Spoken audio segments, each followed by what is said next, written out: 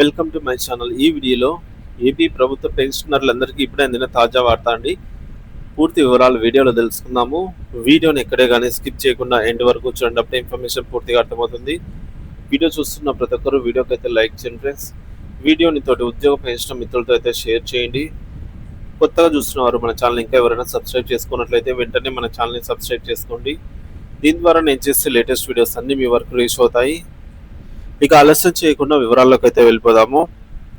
Friends, ఇక విషయానికి వచ్చినట్లయితే కేంద్ర ప్రభుత్వం 25 మార్చి 2025న CSC central civil services pension rules 2021 అలాగే సిసిఎస్ పెన్షన్ రూల్స్ 1972 అలాగే ఎక్స్ట్రాడినరీ పెన్షన్ రూల్స్ 2023లలో సవరణలు చేస్తూ ఒక చట్టాన్ని అయితే రూపొందించడం జరిగింది. దీని ప్రకారంగా 1972 నుంచి ఈ రూల్స్ అమల్లోకి అయితే వస్తాయి. ఈ చట్టాన్ని ఆర్థిక బిల్లుతో భాగంగా లోక్సభలో ఆమోదించి రాజ్యసభలో ప్రవేశపెట్టడానికి సిద్ధంగా అయితే ఉన్నారు.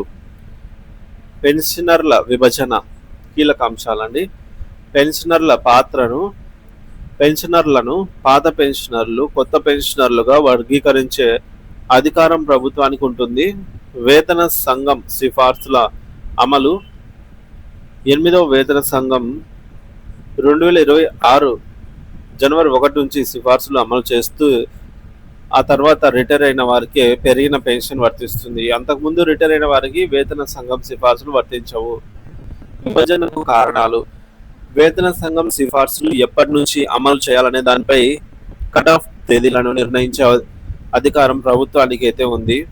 పాత పెన్షనర్లకు పెన్షన్ పెంచాలి అనే డిమాండ్ ఎందుకు వస్తుందో ప్రభుత్వం ప్రశ్నిస్తోంది.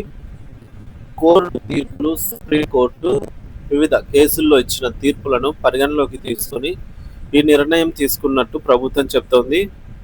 అయితే పాత పెన్షనర్లకు వేతన సంఘం సిఫార్సులు అమలు చేయకూడదని నిర్ణయించింది. ఇక డిఫర్డ్ వేజ్ పెన్షన్ అనేది డిఫర్డ్ వేజ్ అని ప్రభుత్వం పేర్కొంది. ఉద్యోగులకు వారి సర్వీస్లో తక్కువ జీతం చెల్లించి ఆ మొత్తాన్ని రిటైర్మెంట్ తర్వాత పెన్షన్ రూపంలో చెల్లిస్తామని చెప్తోంది. కాబట్టి పాత పెన్షనర్లకు పెన్షన్ పెరుగుదల ఉండాల్సిన అవసరం లేదు అని కూడా ప్రభుత్వం వారిస్తోంది. మరి రాజ్యాంగ నిబంధనలు. రాజ్యాంగంలోని ఆర్టికల్ 14 సమాన హక్కులు, ఆర్టికల్ 309 ప్రకారంగా వేతనాలు, పెన్షన్లు నిర్ణయించేటప్పుడు అన్యాయం జరగకూడదని ప్రభుత్వం పేర్కొంది. ప్రభుత్వ నిర్ణయాధికారం. వేతన సంఘం సిఫార్సులను ఏ తేదీ నుంచి అమలు చేయాలి, ఎవరికి అమలు చేయాలి అనే విషయాలపై కేంద్ర ప్రభుత్వానిదే తుది నిర్ణయం అని ప్రభుత్వం స్పష్టం చేసింది. రూల్స్ అమలు తేదీ. ఈ సవరణ రూల్స్ 1972 నుంచి అమలు అయ్యేలాగైతే చేశారు. అయితే అంటే సిబిఎస్ పెన్షన్ రూల్స్ ఎప్పటి నుంచి అమల్లోకి వచ్చాయో అప్పటి నుంచి సవరణలు కూడా అమల్లోకి అయితే వస్తాయి. కోర్టు తీర్పులు మరియు అమలు. కోర్టు తీర్పులను అమలు చేసే విషయంలో కూడా ప్రభుత్వానిదే తుది నిర్ణయం. ఏ నిర్ణయంను అమలు చేయాలి, ఎలా అమలు చేయాలి అనే విషయాలపైన ప్రభుత్వానికి పూర్తి అధికారం అయితే ఉంటుంది. ఇక కేంద్ర ప్రభుత్వం తీసుకున్న ఈ నిర్ణయం పెన్షనర్లలో తీవ్ర ఆందోళన కలిగిస్తోంది. ముఖ్యంగా పాత పెన్షనర్లు ఈ నిర్ణయం వల్ల నష్టపోతారని భావిస్తున్నారు. వేతన సంఘం సిఫార్సులు తమకు వర్తించకపోతే భవిష్యత్తులో పెన్షన్ పెరుగుదల ఉండదు అని వారు ఆందోళన చెందుతున్నారు. దీనికి తోడు సీనియర్ ఉద్యోగుల కంటే జూనియర్ ఉద్యోగులకు ఎక్కువ పెన్షన్ వచ్చే అవకాశం ఉండటంతో ఇది సమానత్వానికి విరుద్ధమని కొందరు వాదిస్తున్నారు. అయితే ప్రభుత్వం మాత్రం ఆర్థికపరమైన కారణాల వల్ల ఈ నిర్ణయం తీసుకోవాల్సి వచ్చిందని చెప్తోంది.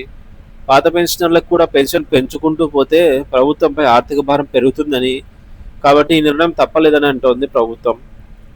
ఈ అంశంపై ఉద్యోగ సంఘాలు, పెన్షనర్ సంఘాలు ఆందోళన చేసే అవకాశం ఉంది. ఈ చట్టాన్ని వ్యతిరేకిస్తూ వారు కోర్టును కూడా ఆశ్రయించే అవకాశం ఉంది. చివరగా ఈ చట్టం రాజ్యసభలో ఆమోదం పొందిన తర్వాతే దీనికి సంబంధించిన మరింత స్పష్టత వచ్చే అవకాశం ఉంది. అప్పటి వరకు వేచి చూడడం మంచిది. మరి దీనిపై మీరేమంటారు అనేది కామెంట్ ద్వారా తెలియజేయండి friends. Thank you for watching this video.